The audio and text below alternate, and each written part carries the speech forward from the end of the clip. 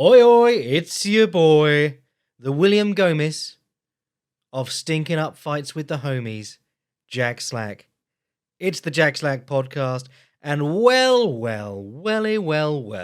would you look at the time? It's Shawn Strickland title reign time. What a. What's the word? I was going to say exciting fight? No. Good fight? No. Surprising fight? A little. Complete vindication of several of my theories about fighting Khamzat. I should have just written the fucking Killing the King. I've been talking about this stuff on the podcast for ages. But Shawn Strickland came out, did Shawn Strickland things, and won the fight. It was close. It was a split decision. And if you look at the MMADecisions.com, basically split down the middle, who people thought won.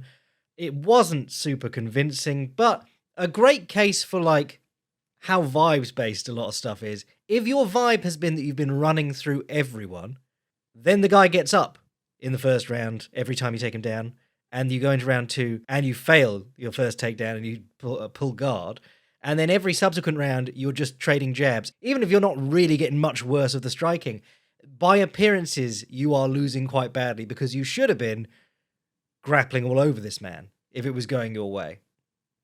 But a very strange fight. Lots of stuff we talked about in the preamble came up. Basically, there was a lot more intrigue to this fight than I think a lot of people allowed themselves to admit, because Shawn Strickland has always been very good at getting up from underneath people, very hard to hold down. The downside of it was that he has sort of an attrition-based game, sucks at landing anything with power, very rarely gets out of first gear, and his gas tank's not like...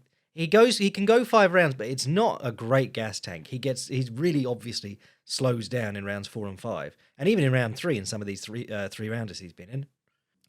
So the question was, can he get going with the jab and the teep soon enough for them to pay dividends? And the answer was, it didn't really matter, because Khamzat Chimaev stood with him, and we had a pretty dull jab off for 3 rounds. Just long enough for Khamzat to lose the title.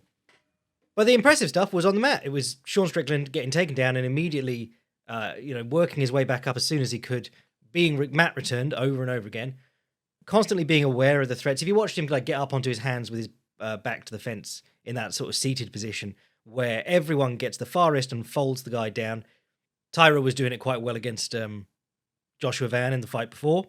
But Strickland's like sitting on his butt, waving both arms around to keep his hand away from Khamzat Chimaev, slapping him with those little Igor Vovchanchin, hitting you with the inside of my thumb punches, but always being there ready to like hop up if Khamzat ever lost control for a moment. And Khamzat doesn't do very good ground and pound anyway. He doesn't like hitting people, he likes holding people. Much like Chimaev, these guys who, they won't strike for fear of losing position. Which is the difference between someone like that and Khabib Nurmagomedov. Khabib would stand up and hit you, even if he gave you your guard back or whatever, and then just pass your guard again. But that takes confidence you can do it again, and not a fear of gassing out, which Khamzat appears to have, for good reason, as it has been demonstrated in several of his fights. One of my theories about fighting Khamzat for a long time, go back and listen to any of the podcasts we talked about it on, a lot of people get into trouble trying to build up along the fence, and letting him on their back that way with their hands on the mat. If you watch the Whittaker fight, when he gets choked, his hands are on the mat. If you watch any of Umar Nurmagomedov's rear naked chokes in the UFC, it's all guys on one hand or both hands crawling up along the fence while he's on their back. And I was saying, at that point, just roll to your back. It seems really counterintuitive, but when a guy is on your back, out in the middle of the cage, and you're both looking up at the ceiling, he doesn't have any weapons. He's only got a choke. We'll talk about some of the cool stuff Grant Dawson did from there later on, but you are very limited in what you can do because there's no real useful strike there. Downward elbow to the back of the neck, but that's not legal. So Aljo has that really nice, he gets the body triangle and leans way off to the side and does a 12 to 6-ish elbow like that into the side of the head, but no one else does that. BJ Penn used to heel strike people in the belly, but you don't see anyone doing that. So you don't have any punches, you don't have any elbows. You definitely don't have any knees or kicks because your legs are occupied on the guy, and you're fighting to get a rear naked choke. If you try and change to an armbar, the guy will see it coming a mile off, and you'll probably lose him. So you're there trying to rear naked choke him while you've got these giant gloves on that he can hold in the legal fashion, hold the wrist, but the glove will still not slip through your hand in the same way that a sweaty hand will if you do some no-gi. Or he can pull your arm into his armpit and hold it there. That's something that you'll see a lot of good grapplers doing now and a lot of good guys escaping in MMA doing. And the reason we talked about this is because Derek Lewis chooses this. When guys mount him, he'll turn to his belly, grab one of their hands as they post it on the floor, and then pull it around himself, like, please take my back, and roll back over onto his back. Because there's, you can't do any damage from there. There's just no weapons. You've only got the rear naked choke. So what Khamzat Chimaev ended up doing at several points, he got on Shawn Strickland's back. Strickland rolled back into him and just looked up at the ceiling. And Khamzat Chimaev was having to take his hooks out with his legs, put a butterfly hook in behind Shawn Strickland's knee and hamstring, and try and do a little butterfly sweep to come up on top and continue trying to make stuff happen. A lot of guys used to do that to reset their position. They'd kick you off the top and then come up and do a little chair sit with the seatbelt and try and choke you while they did the transition. But you could see like how frustrating it is when you can't choke the guy. You have to make something happen. So he ends up several times trying to kick Shawn Strickland off him and chase him up. And that just puts him back into his trying to stand up along the fence. It's that recognizing that he's getting on my back. I can't just sit here with my hands on the floor, weighted, because if your hands are on the floor, you can't defend the fucking choke. So I thought that was brilliant from Shawn Strickland. You have to abandon the constant attempt to get up. When the guy is threatening to choke you from the back, you have to say, okay, right, he's on my back now. Roll, we're doing back escapes. And then when he decides, I don't want you on top of me anymore, kicks you off, then you start building up again.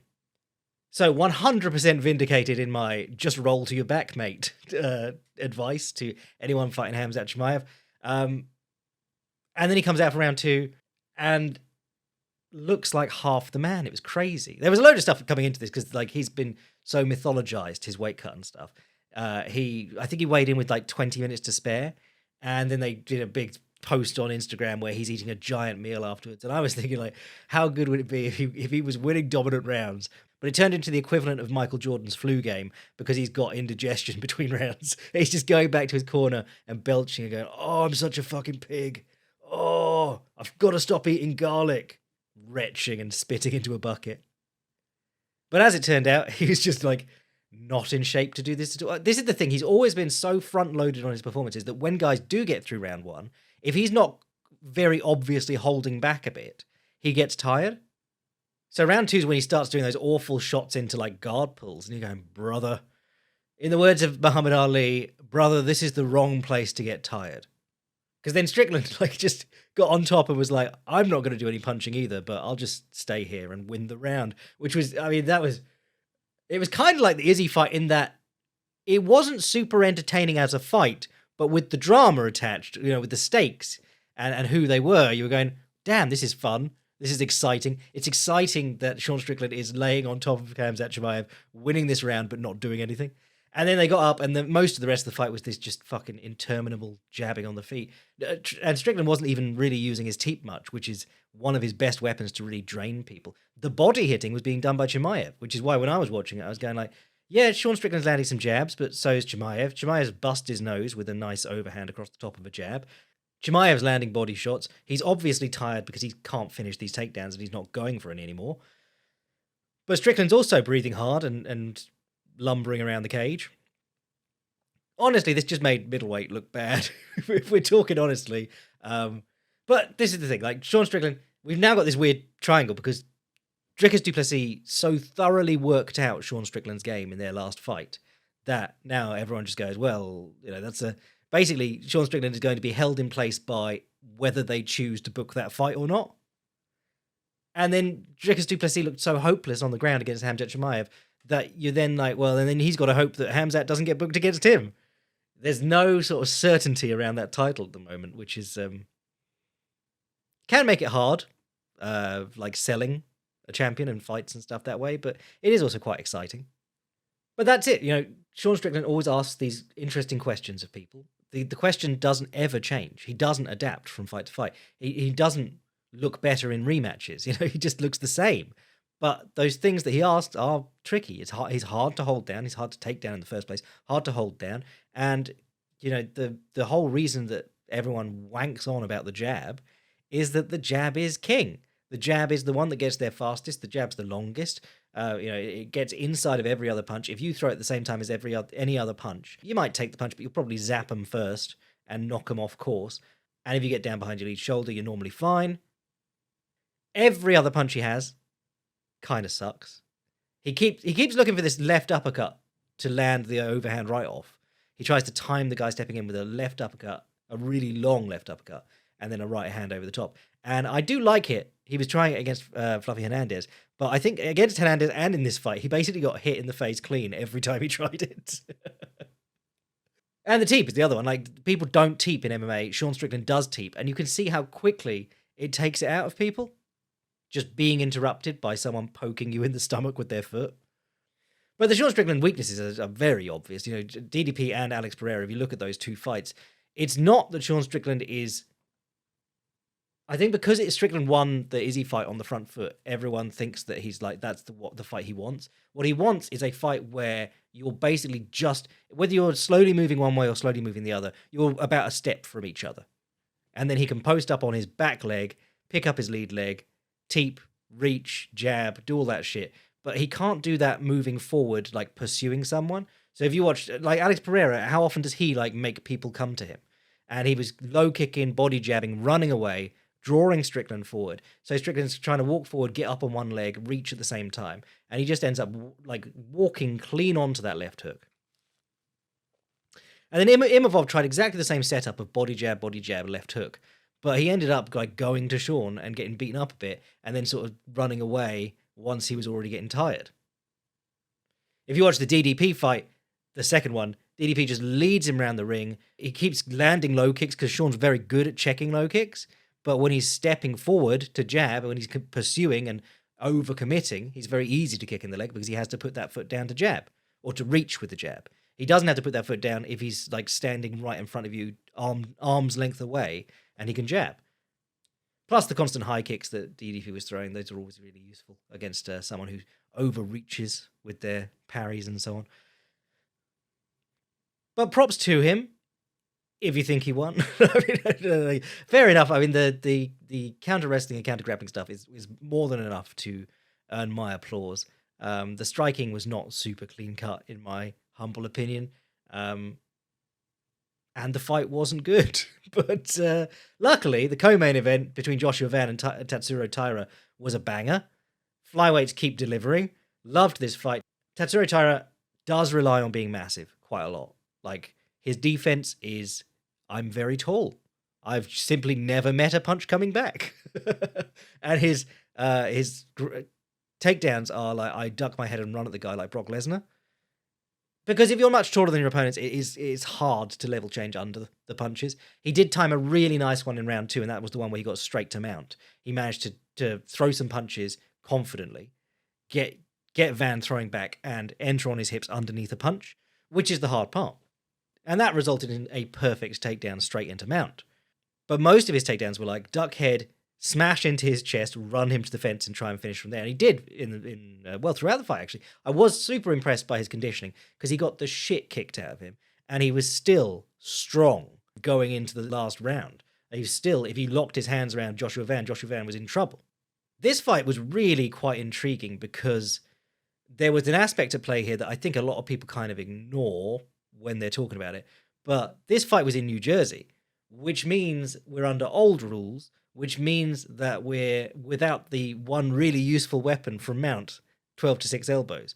12-6 elbows have changed the mount, or are quietly changing the mount in MMA, because if the guy reaches around your waist and just like pulls you in, or if you stay low chest to chest on him, you can actually crack him in the top of the head and open up cuts and really hurt him quite badly. If you watch Diego Lopez versus John Silver, John Silver wraps his arms around Diego Lopez to keep him leaning forwards, to keep his hands on the mat so that he can't posture up and throw down big punches. And Diego Lopez just puts one hand on the mat over Silver's head and then lifts the other arm up and starts elbowing him in the top of the head. And Silver, being bold, immediately splits open and starts bleeding. It's a weapon that allows you to strike a guy without posturing up from mount, which is really powerful. Because when you posture up from mount, you give the guy the chance to like bump you forwards in an uncontrolled change of posture where he can actually start like lightening your legs and doing the elbow escapes and stuff. And also in MMA, you see sit-up escapes work from the bottom of mount, which don't exist in grappling. Because to land good punches from mount, or most good elbows from mount, you sit up. And there's no real reason to do that in grappling. If you watch Cub Swanson versus Renato Moicano, or you watch, actually, John Silva did it to get out from Diego Lopez, if the guy sits up, you can just get up to a hand and slide your butt back. But he has to give you space. So Taira's trying to play a low mount with his legs wrapped, grapevined on Joshua Van's, his pelvis like slamming into Joshua Van, and his chest down low next to Van's head. And he can't really strike from there. And that posture also works really well to set up the kipping escape, which is, you sometimes hear it called a mermaid escape, but it's where you get your hands on the guy's hips. You normally do a little leg swing or sometimes a bridge, but most of the top guys do a leg pendulum now. They swing their legs in one direction, and then you do that little spazzy, like you put your feet together and you spaz your legs out like a mermaid as you're trying to curl up in a ball and frame on his hips with your hands, and you can sneak your knees back through, put him straight into butterfly guard. And when Gordon Ryan was coming up in the grappling world, he actually used to let people mount him at these like lower level competitions and then do the kipping escape straight into leg locks. DJ did it in MMA. His fight with, was it Ian McCall? That was a real back and forth one. I think both of them did it in that fight. But yeah, if the guy's leaning forwards, that's kipping escape territory. Leaning forwards and staying low. One of the ways to deal with it is to literally keep your hands in the mat and just push your hips back on top of his so that he can't like lift you at all when you kip, but then you can't strike from there. There's not really anything you can do. So sitting up and having a postured up mount and trying to strike down can actually keep you out of the kipping escape. The kipping escape is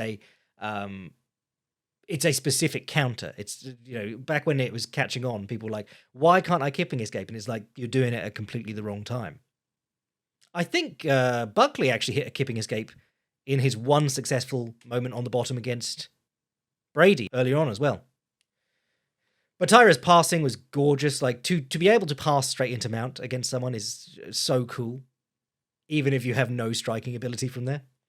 He even hit the old BJ Penn special, which was like, BJ Penn would force half guard, and then the guy would try and put in a butterfly hook with his knee shield leg. So he'd be in like a butterfly half guard, because that's where you can wrestle up from. And BJ Penn would take the near side underhook, grapevine their bottom leg, and then just step over the butterfly hook. There's so many clips of BJ Penn just stepping into mount against people who are completely baffled by it. Because you can't do that against a knee shield. You can only do that if they put the butterfly hook in, and then you're clear to step over the top of it.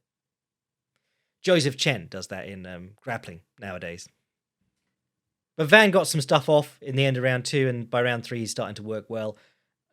Love the man's jab, always have, but I was really watching it. I was slowing it down, examining each one in this one. And he's got a great little thing where because he walks people down, he does a little step with his right foot and then he steps forward with his left foot. He does a little short step and then he steps with his left foot. And then he does a little short step and he steps with his left foot. And it's when he steps with his left foot, he leans forward.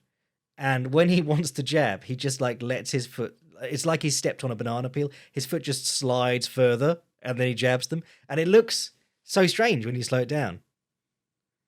Find the first really good jab he threw in this fight and just watch his foot. But it's not just that he's really fast. I mean, he's fast, but it's not just that he's really fast. He's got a really nice sort of rhythm way that he rocks onto his lead foot. And then sometimes instead of stopping, he just goes straight through into the jab or the right hand lead he threw a couple of times in this fight as well. Couple of lovely cross counters as well in this fight. Edwin Hazlett talked about, in his setup section on boxing, he talked about the inside triple and the outside triple. And this is something we talk about sometimes with offensive counterpunching. Offensive counterpunching is going forward and trying to land hard counters. So really good examples would be someone like Mike Tyson. You are moving forward, so you are the aggressor. When everyone from outside is going, oh my God, he's going after that guy. But when they throw their jab, which they will, because they want to keep you off them, you slip inside and you come back with the left hook, or you throw the right hand across the top. Those are the two main ones. Inside slip to left hook, or inside slip with the right hand across the top at the same time. But offensive counterpunching is at its best when you use that to continue into combinations. So the one here, I think it was round 3, maybe. So there was one here where he really badly hurt Taira, where he slipped to the inside of the jab and threw the right hand across the top. And it knocked Taira off balance as he came up with the left hook, right uppercut, and like 2 more punches. And I think it was the third punch really hurt Taira, where the right hand across the top of the jab had just sort of stopped him in his tracks. And you'll see that a lot. Like, people jab, and if they get caught with the right hand across the top, Often because they're blading their body and extending, sometimes because they're pivoting, they'll get knocked off balance. There was a great one in Nigel Benn versus Chris Eubank, their first match, where it's a knockdown because Eubank is circling the ring. He's very side on, and he's stepping backwards with his right foot to step around the ring as he's jabbing, and he gets caught across the top with the cross counter over his jab, and he just falls on his face, and he's not hurt, but it's because he's completely out of balance as the right hand hits him. Loads of great examples of this. Go watch Wonder Boy versus Vicente Luque. Every time he gets caught with this punch across the top, he stumbles backwards. And maybe even the same card, but Kevin Lee, when he hit Gregor Gillespie with the right hand across the top, and then he stepped up into the left high kick, Gillespie was falling into the high kick. It was one of the craziest knockouts ever. I don't think you could replicate it if you tried. But the way that it happened was because the right hand across the top had Gillespie stumbling out of position, and Kevin Lee just stepped through into the high kick. So that was really nice too, the cross counter from Van. But the thing that really did Taira in was shout out to Taira for that beautiful body lock where he did the power twist, stepped to the middle along the cage, stepped to the middle of his legs, twisted, started to throw him off the cage, and then stepped through and tripped the leg as it was coming around. Gorgeous.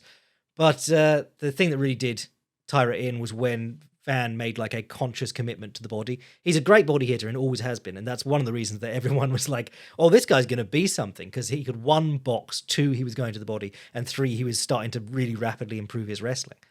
But in that last round, he goes with it. They come together in an exchange, and he throws a shoe shine flurry, which is like 3 or 4 hooks to the body in rapid succession, like not bringing the guard back up, not going to the head to make them close off what they're doing, just like committing to throwing 3 or 4 good body shots. Used to be a way to like score points and get flashy in boxing. So Sugar Ray Robinson and Sugar Ray Leonard were both famous for it. But he dug in. He really like actually hit him hard with these punches. And then he came out of that exchange with a front kick to the body as well. A teep with his lead leg. This is the other thing. He's tiny, but he has great success with the jab and the teep, which is just, it shows that they are... yes, it's a bonus being long and tall, but that doesn't take away from many of the values of the jab and the teep if you are the smaller fighter. I always reference Tommy Loughran jabbing up Primo Carnera. That's a crazy fight to watch because he's like 90 pounds lighter and half a foot shorter, and he just jabs his face off. And then he's robbed of a decision. But yeah, like shoe shine flurry, exit, front kick to the body, jab, dip, right uppercut to the body. Like, he's just going in on the body. In about 15 seconds, he's just like attacked the body 8 or 9 times. And then they move to the fence and he goes left hook to the body, right straight to the head, which is the classic setup because the guy will shell up. If you hit the body a couple of times, his elbows will drop. He'll be bringing everything down towards his waist and you can just chin him clean. And that was basically the end for Taira. If you like Joshua Van, I would highly recommend you check out Raymond Muratalia, the current IBF lightweight champion in boxing, because there's some similarities in the boxing where he walks the guy down so that he has the advantage on the retreat. You see this with Van a lot, and Muratalia is amazing at it, where because he's pressing the guy towards the cage or the ropes, whatever it is, the boundary, when the guy lashes out back at him, he can take a step back and then come in again. So you can find loads of clips of Van walking the guy down, and then as soon as the guy lashes out, he just goes, no, actually, and sort of disengages a little bit, and then immediately comes back in again. Whereas if you're being backed up the whole time, you have to worry about stepping onto the fence. And if you're too close to the fence, you're going to get hammered if you step back onto the fence as soon as the guy shows something. So by being the aggressor, you also open your route for retreat. And Muratalia is really good at just taking a little step back and then coming right back in and pushing the guy back to the ropes again. There's a whole lot of benefits to being on the front foot, and you see that like in any fight like this where if you put the guys back to the cage and he does like a big running shot at your hips, or goes low and shoots at your hips, you've got all that room to back up, run your legs, try and sprawl before you hit the cage. That was one of the amazing things about Khamzat, like the shots that he runs to the cage from halfway across the mat. No one else can really do that. But yeah, good work, Joshua Van getting the stoppage and the win. Good work, Tatsuro Taira, because I didn't think he was. I thought he was a test for Van, but I thought he'd fold if it just didn't work for him in the first round. What was really encouraging was that, like, to be a good grappler in MMA, you have to be able to strike confidently when you're getting your shit pushed in. You've got to be able to say, okay, that takedown didn't work. We are boxing, and we're boxing until he forgets about the takedown. So you've got to be able to throw hands confidently and say, like, come on, we're having a scrap. And then when the guy is confidently opening up and forgetting that you want to drop on his hips at all costs, that's when you get him. So it was good to see that Taira was there getting his shit rocked and still throwing punches and trying to set things up and trying to, you still got to try and win the exchanges on the feet. You just have to be aware that, like, you might have to lose some exchanges on the feet and keep throwing to set up these takedowns. So what else was on the card? There were some low-key bangers on the undercard, or like lower down the card. Volkov versus Waldo Cortez Acosta was, it was heavyweight shite. That's what it was.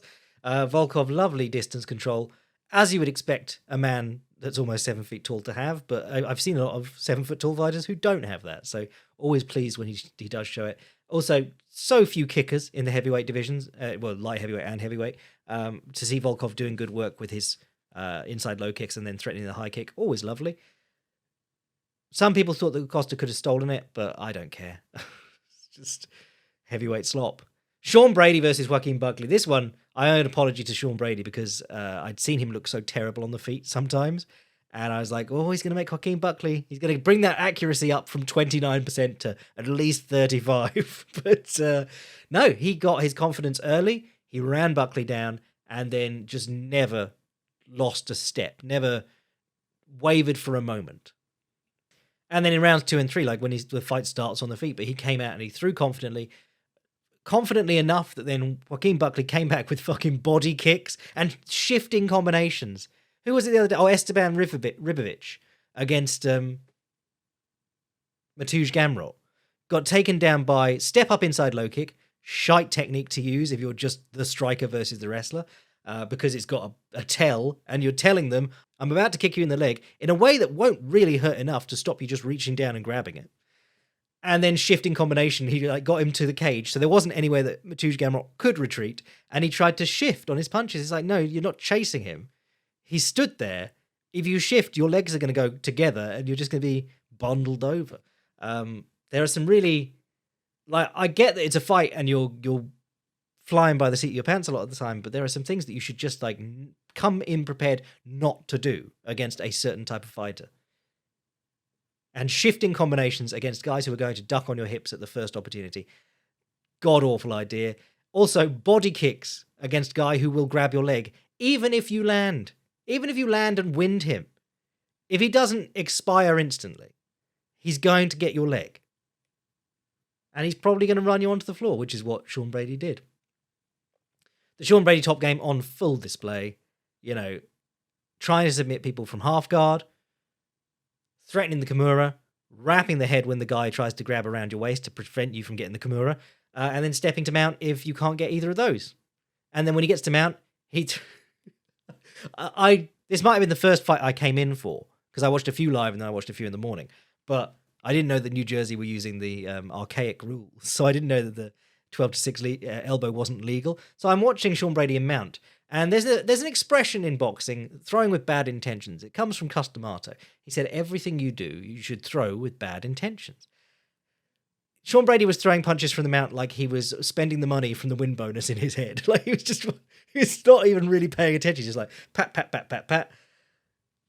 But what he did keep doing was dismounting. He'd put his foot back between Buckley's legs to give Buckley the half guard back, which is an instinctual win. If someone's been training long enough, they'll be like, yes, half guard. Oh, that's better.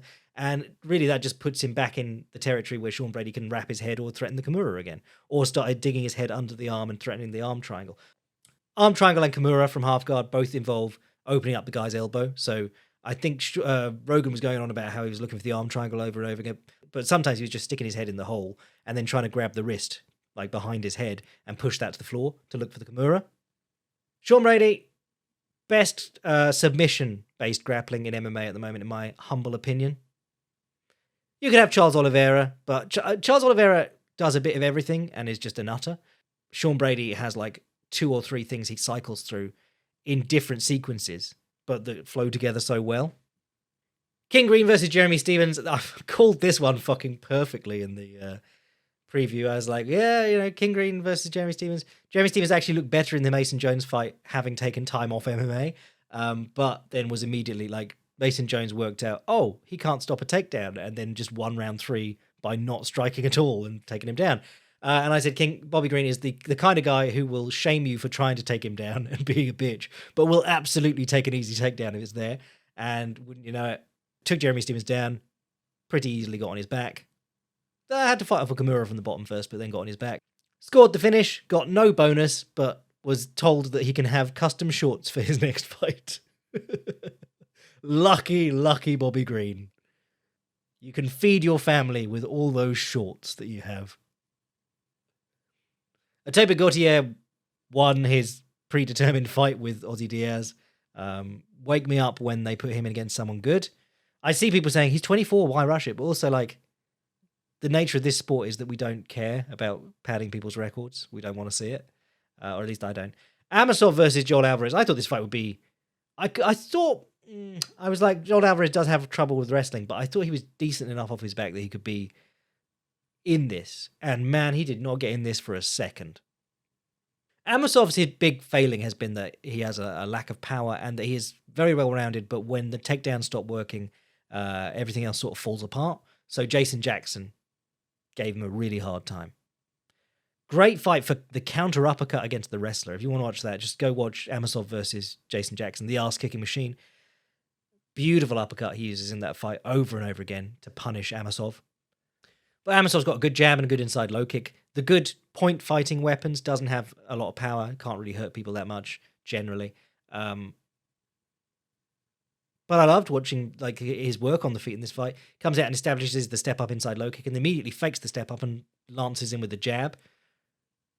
And when I say can't like hurt people, like he clearly bothered Joel Alvarez, it's just that he doesn't have the one puff stuff. His entries on takedowns were fantastic. His cage wrestling was gorgeous. He was hitting all these different trips. He ended the first round. Someone sent me the name of it, the Japanese name, and I'm almost convinced that this is one of those ones that they don't have a real name for and they'll argue over. But he has the back body lock, and he jumps both legs to the side of Joel Alvarez so that his feet are on the fence, and then he just falls so that his whole body is like a log behind Joel Alvarez's knees, and he rolls him over the top like a schoolboy roll-up. That was crazy. Arm triangle choke for the finish. Beautiful sequence because it was he took him down in the second round, and immediately Joel Alvarez started getting up to one hand and left himself open for Amosov to grab the head and the arm and pull him back down. But I thought he was going to get in the first round standing. He almost got it there, got under Alvarez's arm and pulled him up. Marlon Sanders, I think, finished 2 of those in his MMA career, standing, with the guy like falling unconscious on top of him. I just thought Amosov looked beautiful in this fight. He's always been really technically good, but Alvarez didn't get going for an instant here. Grant Dawson versus Rebecki. Grant Dawson would be so good if he had a functioning striking game at all. He kicks like a toddler running up to kick a ball and throwing both hands down and looking down at the ball and like folding in half as he kicks the ball. Because every time he threw a kick, Rebecki just chinned him. And he's just flopping all over the place, having to try and wrestle up off being dropped multiple times. If you're a wrestler and you develop a kicking game, that's brilliant. If you're a wrestler and you're just throwing kicks and getting like lining them up for free shots at a knockout, that's not good.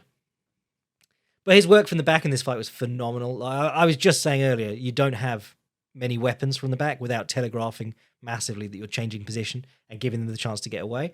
But what Grant Dawson was doing here was he was burying his the arm over the shoulder, the choking arm. He was burying it under their armpit and even going through and trying to dig like a head and arm choke from there. I think it's either the ruotolitine or the tacatine, but there are a couple of head and arms from the back there. But they're quite sort of situation specific. But he was attacking them. And then Rebecki would, because it's a head and arm choke, it's pulling your shoulder against your neck, and your shoulder cuts off the blood on that side of your neck. So any head and arm choke, you want to like engage your lats, pull your shoulders down. So Rebecki's pulling his shoulder down, and Dawson just lets go with the arm that's over the shoulder and brings it up to choke because Rebecki's taking everything away from his neck. So you switch between that arm in choke and arm out choke. And he did it several times and almost got him. And I think he did get him with that in the end. I think that was the setup that got him. But yeah, nice little hand fighting sequence from the back. Anytime I see someone doing something cool with hand fighting sequences from the back, I will always shout that out. Helped enormously by being in a body triangle, because the main issue with being on the back in MMA is that you can't confidently like let go with your hands and start using both of them, because the guy might turn back into you and then you're on the bottom. Jim Miller versus Jared Gordon. I mean, this is an example of how kicking can work really well for you as a grappler. This was almost identical to the finish of Charles Oliveira versus Kevin Lee. There's been a few others, like guys who have a good guillotine, throw a ton of kicks, and then eventually you grab a kick and you just run in and leave your neck on a platter. Jim Miller, fantastic arm in guillotine. Finished Jared Gordon quite quickly. Great performance by Miller. Apparently looking for 50 fights in the UFC. I don't know what he's on at the moment, but man, what a hero. and to be honest, like, Jared Gordon's good. What's Tapology's got him at 29 in the world. I would say he's the best opponent that Jim Miller has beaten in quite a while. Man, his best one, according to the Tapology historical ranks, before then was Clay Guida at number 30 in 2019. You have to go back to when he beat Joe Lozon in 2016 to find a better win, basically. So that's great, because, you know, Jim Miller, I've been saying for a while, like, he wins one, he loses one. It's nice that he's cut out this position and they're not just going to give him 3 monsters back-to-back and cut him. But this is a really good opponent. So now he's going to have to fight someone really dangerous in his next one, and that'll be sad for all of us. But as long as he's happy to keep doing it. Anything else good? Roman Kopylov versus Marco Tulio was ho-hum. Kopylov, man, I love his game, but he does get hit quite a lot. He's also obviously smaller than at least his last 3 opponents. I mean, he fought Robocop in his last, and Paulo, like 2 of the biggest dudes in the division, the 2 fights before this, and Tulio's pretty big too. And you go and just cut to welterweight. I think he did back in the day fight a welterweight in Russia, but it would be worth doing just to not be so undersized. Particularly as a lot of the time his weakness is the wrestling. Speaking of which, Pat Sabatini stuck to William Gomez. Not the most entertaining fight in the world, but because Gomez has had so many boring one strike at a time point fighting matches out in the open, it was quite funny to watch him just not be able to get Sabatini off him. Sirsaev, I didn't see the Contender Series with this lad on. I just heard the hype coming in. I've seen the knockout because they show it before every fucking fight. But is this guy living up to the hype that they gave him? Because he's getting the wins, but I'm watching him and it's like watching someone showboat in a local comp where you're going, you know, this would be amazing if I thought you were going to go far, but you're showboating and also not looking that great against quite low level competition. You know, some people get better as their competition comes up, but this guy's not on my top to watch going to be a champion list, to be honest. And then Jose Ochoa versus Clayton Carpenter was good fun. Ochoa, he's had a couple of hard opponents, his losses in the UFC. Asu Almabayev and Loney Kavanagh, who are both super legit. And I think he got Loney Kavanagh in like Kavanagh's first UFC performance. But obviously both those guys are having a whale of a time right now. Really like him. Southpaw, long left hands to the body. You are relying on the guy not counterpunching you there. Obviously Clayton Carpenter was trying, and Ochoa was quick enough to move his head, but you're dropping your hands to throw this long left body shot. And he was very rarely coming up with the right hook behind it to like at least keep Carpenter's hands at home, to say like, don't come back at me because I'll counter you. That's part of the threat with so John Lineker is a orthodox fighter who does the same right hook to the body, left hook to the head. And the left hook to the head, he gets countered as often as he lands his left hook to the head, because when you throw the right hand to the body, if you don't then move your head and try and get out the side, or you step in and clinch or whatever, there's a big opening for a left hook on your right side, and getting the hand back in time can be quite tricky. But his like big right swing to the body, big left hook to the head, that can make people shell up. They can make them, they could go. I could catch them with the left hook there, but they'll also be eating the left hook as they do so. Thought that was a little bit missing from Ochoa here, but like lovely body work, lovely variation in his combinations. There was he did a really nice pump fake to lead leg. So he'd jump in, lifting his rear leg and hop through and kick a front kick with his lead leg. And that works really well when you've got someone near the cage in MMA. It just is a brilliant little gap closer, because you violently push them backwards with this little hop. And then you can come down out of the jump into like a punching combination. Chris Weidman, of all people, did it against Lyoto Machida, of all people. He did it a couple of times. Just a little run-up, jumping bicycle teep. And then came in afterwards with either his combinations or into a clinch along the fence. But it works very well when you're ring cutting. So those were the fights. There was a Ryzen on that I haven't even watched yet, but obviously always recommend Ryzen to people. If you missed it, the preview episode was very funny and actually was quite insightful this time. A lot of these times I'm like, damn, that went nothing like I expected. I'm your boy Jack Slack. Sign up to the Patreon, support the podcast, be a boy. And I'll catch you either later in the week if you're a boy, or next week if you're not. Shawn Strickland on your middleweight Mount Rushmore. Bless.